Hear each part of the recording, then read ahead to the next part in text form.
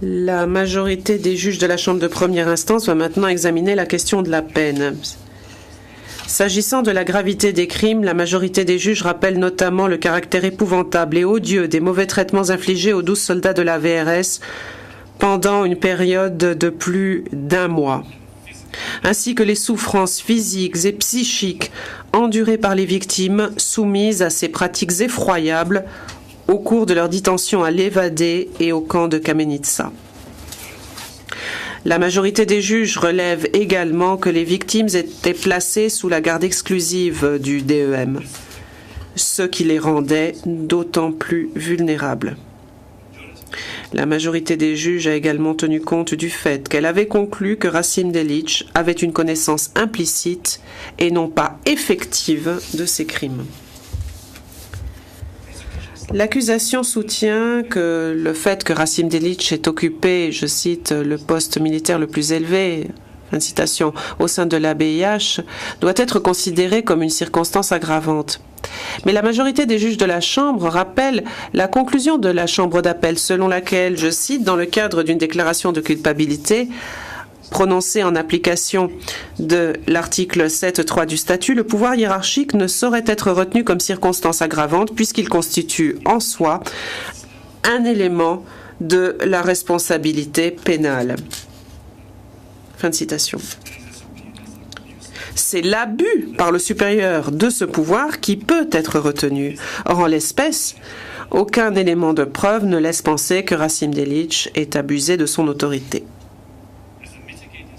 Au titre des circonstances atténuantes, la majorité des juges de la Chambre a tenu compte de la reddition volontaire de Racim Delić, de sa situation familiale, de son casier judiciaire vierge et de sa bonne moralité, illustrée notamment par ses efforts pour faire connaître le droit humanitaire international dans les rangs de l'ABIH et par son importante contribution à la négociation des accords de paix et notamment à celle de l'accord de Dayton.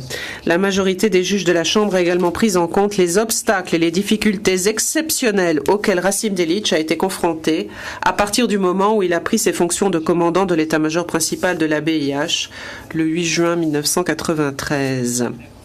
Ceci recouvre notamment la désorganisation de l'ABIH, le manque d'équipement et la grande réticence manifestée par un certain nombre d'officiers supérieurs avant d'accepter de reconnaître son autorité.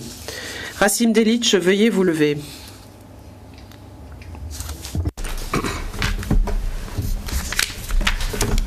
This trial chamber. Racim Delić, la Chambre de première instance, après examen de la totalité des éléments de preuve et des arguments des parties, et sur la base des constatations factuelles et des conclusions juridiques figurant dans le jugement, vous déclare à l'unanimité non coupable en application de l'article 7.3 du statut du tribunal et vous acquitte donc des chefs d'accusation suivants.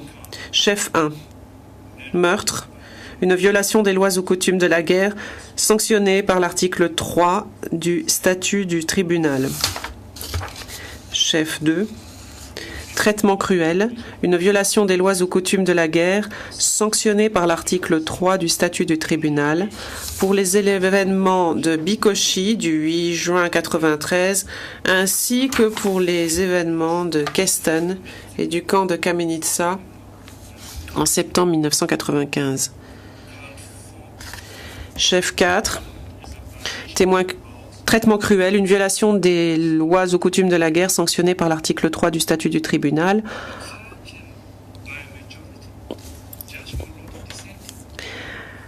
Racim Delić, la Chambre de première instance, à la majorité de ses membres, le juge Moloto étant en désaccord, vous déclare coupable en application de l'article 7.3 du statut du tribunal du chef d'accusation suivant. Chef 2, traitement cruel, une violation des lois ou coutumes de la guerre sanctionnée par l'article 3 du statut du tribunal pour les événements de l'Ivadé et du camp de Kamenica de juillet et août 1995. La Chambre de première instance, à la majorité de ses membres, le juge Moloto étant en désaccord, vous condamne Racim Delić à une peine unique de 3 ans d'emprisonnement. Vous avez passé 488 jours en détention.